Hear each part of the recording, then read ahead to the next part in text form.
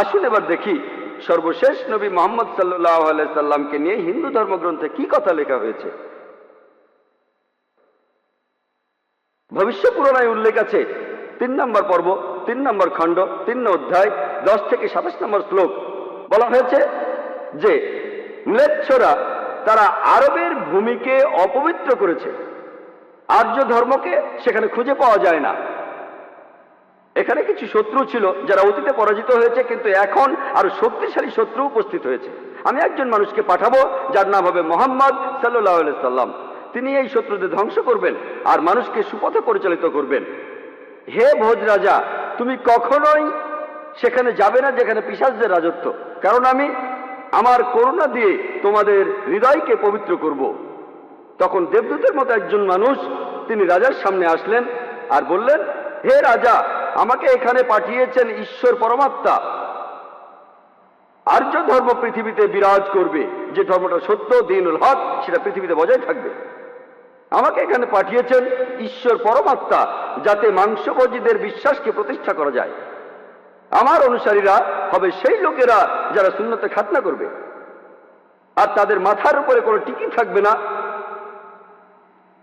তারা একটা বিপ্লব তৈরি করবে, তারা মুখে দাড়ি রাখবে, তারা প্রার্থনার জন্য আহ্বান করবে, বিধিসম্মত সব খাবারই খাবে, তবে তারা শূকরের মাংস খাবে না। তারা লতাগুল্মের মাধ্যমে পবিত্র হবে না, বরং যুদ্ধ বিগ্রহের মাধ্যমে পবিত্র। তাদেরকে বলা হবে মুসলমান, আর তারা হবে মাংসভোজী।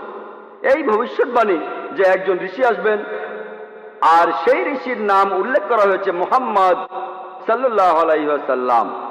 আর বলা আছে তিনি মানুষ জাতিকে সঠিক পথে পরিচালিত করবেন। আমরা জানি মুহাম্মদ সাল্লাল্লাহু আলাইহি ওয়াসাল্লাম আরবদের পথ দেখিয়েছেন। সে সময়কে বলা হতো আয়ামে জাহেলিয়া, অর্থাৎ বিশৃঙ্খলার যুগ। তিনি তাদের আলো সন্ধান দিয়েছেন। আর বলা হয়েছে তার অনুসারীদের খতনা করা থাকবে। মুসলমানরা খতনা দেয়, তাদের মাথায় কোনো টিকি থাকবে না, মাথার পেছনে কোনো লেজ থাকবে না, মুসলমানদেরও থাকে না। তাদের মুখে দাড়ি থাকবে, মুসলমানরাও দাড়ি রাখে। তারা একটা বিপ্লব ঘটাবে, তারা প্রার্থনার জন্য আহ্বান করবে, আর সেটা হলো আজান। আমরা মুসলিমরা আজান দেই, নামাজের জন্য আহ্বান করি। তারা সব বিধিসম্মত খাবার খাবে, কিন্তু শূকরের মাংস তারা ছোবে না। আমরা মুসলিমরা শূকরের মাংস খাই না। তারা লতাগুল্মের মাধ্যমে পবিত্র হবে না, তারা পবিত্র হবে যুদ্ধ বিগ্রহের মাধ্যমে। আর পবিত্রকরণে আমাদেরকে বলা হয়েছে সত্যের জন্য যুদ্ধ করব, অন্যায় অবিচারের বিরুদ্ধে। তাদেরকে বলা হবে মুসলমান, তারা হবে মাংসভোজী। ভবিষ্য পুরাণের এই ভবিষ্যৎবাণী একেবারে পরিষ্কার ভাবে সর্বশেষ ও চূড়ান্ত নবী মুহাম্মদ সাল্লাল্লাহু আলাইহি সাল্লাম এবং তার অনুসারীদের কথা বলছে। মুহাম্মদ সাল্লাল্লাহু আলাইহি সাল্লামের নাম বিভিন্ন জায়গায় অনেকবার বলা হয়েছে, হাতে সময় নেই, সেজন্য ভবিষ্য পুরাণ থেকে কয়েকটা উদাহরণ দিচ্ছি। এই ভবিষ্যৎবাণী করা হয়েছে ভবিষ্য পুরাণের 3য় পর্ব, 3য় খণ্ড, 3য় অধ্যায়ের 5 থেকে 8 শ্লোকে।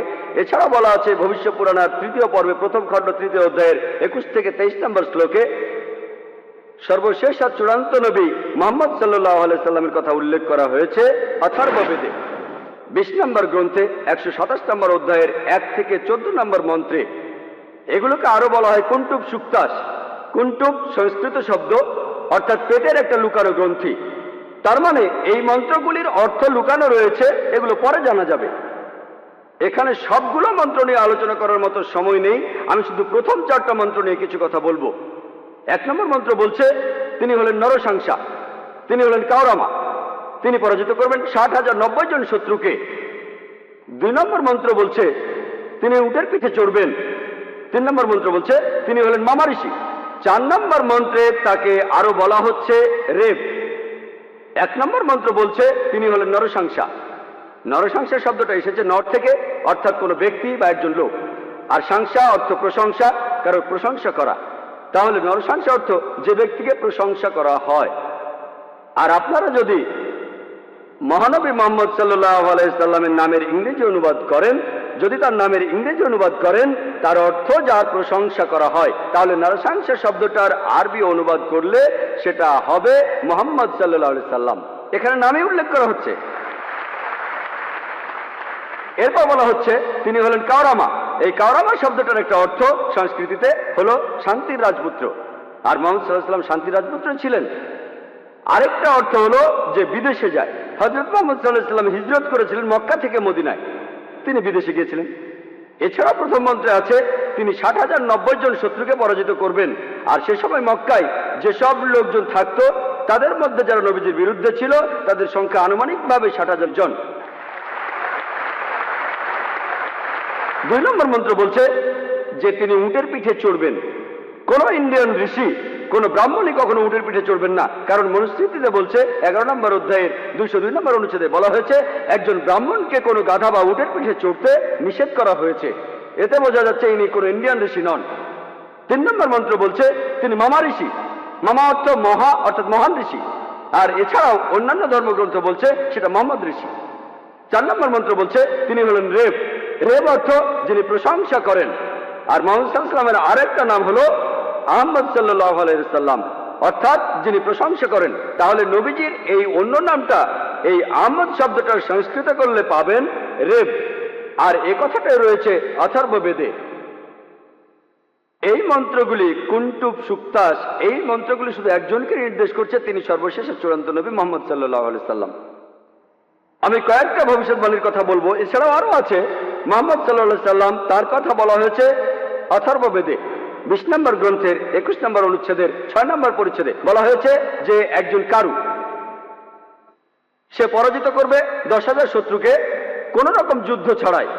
এখানে আহজাবের যুদ্ধের কথা বলা হচ্ছে, খন্দকের যুদ্ধের কথা পবিত্র কোরআনে সূরা আহজাবে আছে। আর কারু সংস্কৃত ভাষায় এর অর্থ যে ব্যক্তি প্রশংসা করে, যেটা মুহাম্মদ সাল্লাল্লাহু আলাইহি সাল্লামের দ্বিতীয় নাম আহমেদের অনুবাদ। যে ব্যক্তি প্রশংসা করে, এখানে বলা হচ্ছে যে ব্যক্তি প্রশংসা করে অর্থাৎ আহমদ, তিনি 10,000 শত্রুকে পরাজিত করবেন কোনো যুদ্ধ ছাড়া। আমরা জানি যে খন্দকের যুদ্ধে শত্রু বাহিনীতে আনুমানিক 10,000 সৈন্য ছিল, আর এই যুদ্ধে মুসলমানরা কোনো যুদ্ধ ছাড়াই জিতেছিল। নবীজির কথা আরো আছে অথর্ব বেদে 20 নম্বর গ্রন্থের 21 নম্বর অনুচ্ছেদের 7 নম্বর পরিচ্ছেদে বলা হয়েছে যে আভান্দু, তিনি 60,090 জন শত্রুকে আর 20 জন গোত্র প্রধানকে পরাজিত করবেন। আভান্দু একটা সংস্কৃত শব্দ যার অর্থ যে প্রশংসা করে। এটা মুহাম্মদ সাল্লাল্লাহু আলাইহি সাল্লামের নামের অনুবাদ। আরো বলা আছে যে তিনি হবেন এতিম। আর আমরা এখন ইতিহাস থেকে জানি সে সময় আনুমানিক 20 জন গোত্র প্রধান ছিল মক্কা শহরে, যারা নবীজির কাছে পরাজিত হয়েছিল। আর মক্কার যেসব লোক তার বিপক্ষে ছিল তারা ছিল প্রায় 60,000। এই ভবিষ্যৎবাণীর কথা আরো আছে ঋগ্বেদে 1 নম্বর গ্রন্থের 3 নম্বর অনুচ্ছেদের 9 নম্বর পরিচ্ছেদে। এখানে সংস্কৃত শব্দ হলো সুশ্রামা। সুশ্রামা এটাও একটা সংস্কৃত শব্দ যার অর্থ যে ব্যক্তি প্রশংসা করে, যেটা মুহাম্মদ সাল্লাল্লাহু আলাইহি সাল্লামের নামের অনুবাদ। আরো অনেক ভবিষ্যৎবাণী আছে, এখানে সময় কম তাই সবগুলো বলতে পারছি না। নবীজির কথা আরো বলা হয়েছে সামবেদে উত্তর চিকে 15 নম্বর মন্ত্রে বলা হয়েছে যে আহম্মদ তাকে দেওয়া হয়েছে অবিনশ্বর আইন। এখানে নবীজির নাম বলা হয়েছে আহমদ সাল্লাল্লাহু আলাইহি সাল্লাম, তাকে দেওয়া হয়েছে অবিনশ্বর আইন। পবিত্র কোরআন এটাই তার শরিয়া। কিন্তু যদি এই অনুচ্ছেদটার অনুবাদ পড়েন, আহমদ শব্দটা আসলে আরবি শব্দ, তারা এটার অনুবাদ করতে পারেনি, তাই লিখেছে আহাম মাটি। আহা আর মাটি সংস্কৃত শব্দ যার অর্থ আমার বাবা। তার মানে আমার বাবাকে দেওয়া হয়েছে অবিনশ্বর আইন। অনুবাদটাতে আপনারা আলাদা শব্দ দেখবেন, তবে অরিজিনাল গ্রন্থে আছে আহমদ। এই আহমদ শব্দটা হিন্দু ধর্মের অন্যান্য গ্রন্থগুলোতেও রয়েছে, যেমন আছে সামবেদে ইন্দ্র 2য় অধ্যায়ের 152 নম্বর মন্ত্রে নবীজিকে আহমদ বলে ডাকা হয়েছে যজুর্বেদে 31 অধ্যায়ের 18 অনুচ্ছেদে।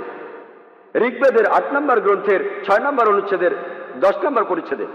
এছাড়া মহানবী সাল্লাল্লাহু আলাইহি সাল্লামকে বলা হয়েছে আহমদ, সেটা আছে অথর্ববেদের 8 নম্বর গ্রন্থের 5 নম্বর অনুচ্ছেদের 16 নম্বর পরিচ্ছেদে। এছাড়াও আছে অথর্ববেদের 20 নম্বর গ্রন্থের 126 অনুচ্ছেদের 14 পরিচ্ছেদে। মহানবী সাল্লাল্লাহু আলাইহি সাল্লামকে শুধু আহমদ নামে ডাকা হয়নি, আহমদ উনার একটা নাম, তাকে আরো বলা হয়েছে নরসংসা অনেক জায়গায়, হিন্দু ধর্মগ্রন্থের অনেক জায়গায়। আর আমি আগেও বলেছি যে নরসংসা শব্দটা এসেছে নর থেকে, যার অর্থ একজন মানুষ বা একজন ব্যক্তি। আর সংসা যার অর্থ প্রশংসা, প্রশংসা করা। তাহলে নরসংসা অর্থ যে ব্যক্তির প্রশংসা করা হয়। এটাই হলো সর্বশেষ চূড়ান্ত নবী মুহাম্মদ সাল্লাল্লাহু আলাইহি সাল্লামের নামের সঠিক ইংরেজি অনুবাদ। নবীজিকে হিন্দু ধর্মের গ্রন্থগুলিতে অনেক জায়গায় নরসংসা বলে ডাকা হয়েছে। ঋগ্বেদের 1 নম্বর গ্রন্থের 13 নম্বর অনুচ্ছেদের 3 পরিচ্ছেদে, ঋগ্বেদের 1 নম্বর গ্রন্থের 18 অনুচ্ছেদের 9 পরিচ্ছেদে, ঋগ্বেদের 1 নম্বর গ্রন্থের 106 নম্বর অনুচ্ছেদের 4 পরিচ্ছেদে, ঋগ্বেদের 1 নম্বর গ্রন্থের 142 নম্বর অনুচ্ছেদের 3 পরিচ্ছেদে, ঋগ্বেদের 2 নম্বর গ্রন্থের 3 অনুচ্ছেদের 2 পরিচ্ছেদে, ঋগ্বেদের 5 নম্বর গ্রন্থের 5 অনুচ্ছেদের 2 নম্বর পরিচ্ছেদে, ঋগ্বেদের 7 নম্বর গ্রন্থের 2 অনুচ্ছেদের 2 নম্বর পরিচ্ছেদে, ঋগ্বেদের 10 নম্বর গ্রন্থের 64 অনুচ্ছেদের 3 পরিচ্ছেদে, ঋগ্বেদের 10 নম্বর গ্রন্থের 182 নম্বর অনুচ্ছেদের 2 নম্বর পরিচ্ছেদে, যজুর্বেদের 21 নম্বর অধ্যায়ের 31 অনুচ্ছেদে, যজুর্বেদের 21 নম্বর অধ্যায়ের 55 নম্বর অনুচ্ছেদে, যজুর্বেদের 20 নম্বর অধ্যায়ের 37 অনুচ্ছেদে, যজুর্বেদের 20 নম্বর অধ্যায়ের 57 নম্বর অনুচ্ছেদে, যজুর্বেদের 28 অধ্যায়ের 2 অনুচ্ছেদে, যজুর্বেদের 28 অধ্যায়ের 19 অনুচ্ছেদে, যজুর্বেদের 28 অধ্যায়ের 42 নম্বর অনুচ্ছেদে। এখানে শুধু রেফারেন্সগুলোই অনেকক্ষণ বলা যাবে। যেখানে নবী মুহাম্মদ সাল্লাল্লাহু আলাইহি ওয়াসাল্লামের নাম উল্লেখ করা হয়েছে তাকে বলা হয়েছে নরশংসা, অনেক জায়গায় বলা হয়েছে হিন্দু ধর্মগ্রন্থের। শুধু হিন্দু ধর্মগ্রন্থে মুহাম্মদ সাল্লাল্লাহু আলাইহি ওয়াসাল্লাম সম্পর্কে কি বলা আছে তার উপরই আমি একটা লেকচার দিতে পারবো। আমি শুধু আরেকটা ভবিষ্যৎবাণীর কথা বলবো কল্কি অবতার সম্পর্কে। আর নবীজিকে কল্কি অবতার বলা হয়েছে ভগবত পুরাণায় 12 নম্বর খণ্ড 2 নম্বর অধ্যায় 18 থেকে 20 নম্বর শ্লোকে বলা হয়েছে তিনি জন্মগ্রহণ করবেন যার ঘরে তার নাম বিষ্ণু ইয়াস, একজন মহাপ্রাণ ব্যক্তি যিনি শাম্বালা শহরের প্রধান, এবং তাকে যে নামে ডাকা হবে সেটা হলো কল্কি। 19 আর 20 নম্বর মন্ত্র বলছে যে তিনি হবেন এই পৃথিবীর সর্বময় প্রভু।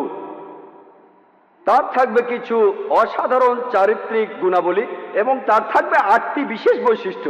8টি বিশেষ বৈশিষ্ট্য তাকে দেয়া হবে একটি বাহন, একটি ঘোড়া, দেবদূত নিয়ে আসবে, আর তিনি একটি ঘোড়ায় চড়বেন, তার হাতে থাকবে তরবারি, তিনি শত্রুদের পরাজিত করবেন আর ফেরেশতারা তাকে সাহায্য করবে। এছাড়াও বলা আছে ভগবত পুরাণায় 1 নম্বর খণ্ডে 3 নম্বর অধ্যায়ের 25 নম্বর শ্লোকে যে তিনি জন্মগ্রহণ করবেন কলিযুগে। কল্কি অবতার জন্ম নেবেন কলিযুগে, যে সময় রাজারা ব্যবহার করবে ডাকাতের মতো। আর তিনি জন্মগ্রহণ করবেন বিষ্ণু ইয়াসের ঘরে এবং তার নাম হবে কল্কি। একই কল্কি অবতারের নাম উল্লেখ করা হয়েছে কল্কি পুরাণায় 2 নম্বর অধ্যায়ের 4 অনুচ্ছেদে। বলা হয়েছে যে তিনি জন্মগ্রহণ করবেন বিষ্ণু ইয়াসের ঘরে। কল্কি পুরাণা 2 নম্বর অধ্যায়ের 5 অনুচ্ছেদে বলছে তাকে সাহায্য করবে তার 4 জন সহচর তার ধর্ম প্রচার করতে। কল্কি পুরাণা 2 নম্বর অধ্যায়ের 7 অনুচ্ছেদে বলা হচ্ছে যে দেবদূতরা তাকে যুদ্ধক্ষেত্রে সাহায্য করবে। কল্কি পুরাণা 2 নম্বর অধ্যায়ের 11 অনুচ্ছেদে বলছে যে তিনি জন্মগ্রহণ করবেন বিষ্ণু ইয়াসের ঘরে এবং সুমতির গর্ভে। আর কল্কি পুরাণা 2য় অধ্যায়ের 15 অনুচ্ছেদ বলছে যে তিনি মাদল মাসের প্রথম অর্ধাংশে জন্ম নেবেন। শুধুমাত্র কল্কি অবতারের উপরে একটা লেকচার দেওয়া যায়। আমি এখানে সংক্ষেপে কয়েকটা পয়েন্ট বলছি। এই ভবিষ্যৎবাণী এগুলো বলছে। 1 নম্বর পয়েন্ট বলা হয়েছে যে কল্কি অবতার তার বাবার নাম সেটা হবে বিষ্ণু ইয়াস। বিষ্ণু ইয়াসের অর্থ দাঁড়াবে যে বিষ্ণুর উপাসনা করে, যে ঈশ্বরের উপাসনা করে। আর আমাদের প্রিয় নবী মুহাম্মদ সাল্লাল্লাহু আলাইহি ওয়াসাল্লামের বাবার নাম ছিল আব্দুল্লাহ। এটার অর্থ যে আল্লাহর উপাসনা করে, যে ঈশ্বরের উপাসনা করে। 2 নম্বর পয়েন্ট কল্কি অবতার যে মায়ের গর্ভে জন্মাবে তার নাম হবে সুমতি। যদি আপনি সুমতি শব্দটার ইংরেজি অনুবাদ করেন অর্থ দাঁড়াবে শান্তি। আর আমাদের নবীজির মায়ের নাম ছিল আমিনা, যার ইংরেজি অর্থ করলে দাঁড়ায় শান্তি। এরপরে বলা হয়েছে তিনি যেখানে জন্মাবেন সেই গ্রামের নাম হবে শাম্বালা। শাম্বালা শব্দটার অনুবাদ করলে অর্থ দাঁড়াবে একটি শান্তিপূর্ণ এলাকা। আমরা জানি মুহাম্মদ সাল্লাল্লাহু আলাইহি ওয়াসাল্লাম মক্কায় জন্মেছিলেন। মক্কার আরো একটা নাম ছিল দারুল আমান, অর্থাৎ কোনো একটি শান্তিপূর্ণ এলাকা। তাহলে একথাও বলা আছে যে তিনি মক্কায় জন্মাবেন। এছাড়া বলা আছে যে তিনি জন্মগ্রহণ করবেন শাম্বালা শহরের প্রধানের ঘরে। আমরা জানি যে তিনি মক্কার প্রধান ব্যক্তির ঘরে জন্মেছিলেন। তিনি মক্কার প্রধান ব্যক্তির ঘরে জন্মেছিলেন, কুরাইশ গোত্রে জন্মেছিলেন। আরো বলা আছে তিনি মাধব মাসের প্রথম অর্ধাংশে 12 তারিখে জন্মাবেন। আমরা জানি যে মুহাম্মদ সাল্লাল্লাহু আলাইহি সাল্লাম রবিউল আউয়াল মাসে প্রথম অর্ধাংশে জন্মেছিলেন 12 তারিখে। এই ভবিষ্যৎবাণী যে তিনি মাধব মাসের 12 তারিখে জন্মাবেন, এটার অর্থ রবিউল আউয়াল মাসের 12 তারিখে। এছাড়া আরো বলা আছে যে এই কলকি অবতার তিনি হবেন সর্বশেষ ঋষি। ঠিক এই কথাটাই কোরআনে আছে, সূরা আহজাবের 40 নম্বর আয়াতে উল্লেখ করা আছে যে মা কানা মুহাম্মাদুন আবা আহাদিন মির রিজালিকুম ওয়ালাকিন রাসূলুল্লাহ ওয়া খাতামুন নবিয়্যিন ওয়া কানা আল্লাহু বিকুল্লি শাইইন আলিমা। এর অর্থ মুহাম্মদ সাল্লাল্লাহু আলাইহি সাল্লাম তোমাদের মধ্যে কোনো পুরুষের পিতা নহেন, বরং তিনি হলেন আল্লাহর রাসূল এবং তিনি হলেন এই পৃথিবীর চূড়ান্ত নবী, তিনি শেষ নবী। নিশ্চয়ই আল্লাহ সর্ববিষয়ে জ্ঞাত। আরো বলা আছে যে এই কলকি অবতার জ্ঞান আরোহণ করবেন পরশুরামের কাছ থেকে, অর্থাৎ মহান স্রষ্টা একটা পাহাড়ের উপর।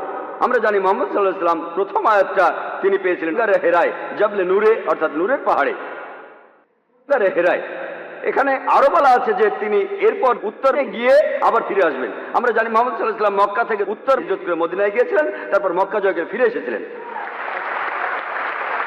আরো বলা আছে যে এই কলকি অবতার তিনি পুরো পৃথিবীর মানুষের জন্য একটি দৃষ্টান্ত। তার চরিত্র হবে একেবারে নিষ্কলঙ্ক। আল্লাহ পবিত্রকরণে বলছেন, সূরা কালামের 4 নম্বর আয়াতে উল্লেখ করা আছে যে অবশ্যই তুমি অধিষ্ঠিত হইবে সর্বোচ্চ মহান চরিত্রে। এছাড়াও বলা আছে যে কলকি অবতারের 8টি বিশেষ গুণ থাকবে। কলকি পুরাণা এবং ভাগবত পুরাণায় এই 8টি বিশেষ গুণ হল জ্ঞান, আত্মসংযম, অভিজাত বংশ, রিভিল নলেজ, সাহস, দানশীলতা, মহানুভবতা আর পরিমিত কথা। আর নবী মুহাম্মদ সাল্লাল্লাহু আলাইহি সাল্লামের এই 8টা গুণের সবগুলোই ছিল। এছাড়া আরো বলা আছে যে তিনি হবেন এই পৃথিবীর শিক্ষক। আল্লাহ পবিত্রকরণে বলছেন, আর সূরা সাবার 28 নম্বর আয়াতে উল্লেখ করা আছে, ওয়ামা আরসালনাকা ইল্লা কাফাতাল লিন-নাস বাশীরা ওয়া নাযীরা। আমি তো তোমাকে সমগ্র মানব জাতির জন্য প্রেরণ করিয়াছি তাহাদের সংবাদদাতা ও সতর্ককারী রূপে, কিন্তু অধিকাংশ মানুষই তাহা জানে না। এরপর আরো বলা আছে যে এই কলকি অবতার তাকে সর্বশক্তিমান ঈশ্বর একটি বাহন দেবেন। আমরা জানি মুহাম্মদ সাল্লাল্লাহু আলাইহি সাল্লাম তিনি বোরাকে চড়েছিলেন, বোরাকে চড়ে তিনি মিরাজে গিয়েছিলেন, আল্লাহর কাছে গিয়েছিলেন। আরো বলা আছে এই কলকি অবতার ঘোড়ায় চড়বে আর হাতে তরবারি থাকবে। আমরা জানি মুহাম্মদ সাল্লাল্লাহু আলাইহি সাল্লাম যত যুদ্ধ হয়েছিল বেশিরভাগ যুদ্ধে তিনি ছিলেন, বেশিরভাগ যুদ্ধ ছিল আত্মরক্ষার উদ্দেশ্যে। আর যদিও তিনি সবার নেতা ছিলেন, তবুও সব যুদ্ধেই তিনি ছিলেন, সেখানে ঘোড়ায় চড়েছিলেন আর তিনি ডান হাতে একটা তরবারি ধারণ করতেন। এরপর আরো বলা আছে যে এই কলকি অবতারকে সাহায্য করবে 4 জন সহচর, যাতে সত্যের ধর্ম তিনি প্রচার করতে পারেন। বোঝাই যাচ্ছে এখানে বলা হচ্ছে 4 খলিফার কথা, খোলাফায়ে রাশিদিন, হযরত আবু বকর, হযরত ওমর, হযরত ওসমান, হযরত আলী, আল্লাহ তাদের সবার উপর সন্তুষ্ট হন। পরে তারা হয়েছিলেন খোলাফায়ে রাশিদিন, সঠিক নির্দেশ পালনকারী ইসলামের খলিফা, ইসলামকে ছড়িয়ে দিয়েছেন। আরো বলা আছে যে এই কলকি অবতার শত্রুকে পরাজিত করবে আর মানুষকে সঠিক পথে নিয়ে আসবে। আমরা জানি মুহাম্মদ সাল্লাল্লাহু আলাইহি সাল্লাম শত্রুকে পরাজিত করেছিলেন আর আরবদের তিনি আয়ামে জাহেলিয়া থেকে, অজ্ঞতার যুগ থেকে সত্যের পথে এনেছিলেন। আরেকটা কথা বলা আছে যে দেবদূতরা তাকে যুদ্ধের ময়দানে সাহায্য করবে। আমরা জানি মুহাম্মদ সাল্লাল্লাহু আলাইহি সাল্লামকে ফেরেশতারা বিভিন্ন যুদ্ধে সাহায্য করেছিলেন, যেমন বদরের যুদ্ধে। পবিত্র কোরআনেও আছে, সূরা আল ইমরানের 123 থেকে 25 নম্বর আয়াতে উল্লেখ আছে। এছাড়াও সূরা আনফালের 8 এবং 9 নম্বর আয়াতে উল্লেখ আছে। তাহলে এই কলকি অবতারের ভবিষ্যৎবাণীর সাথে আর কাউকে মেলানো যায় না, শুধু মেলানো যায় সর্বশেষ ও চূড়ান্ত নবী মুহাম্মদ সাল্লাল্লাহু আলাইহি সাল্লামকে।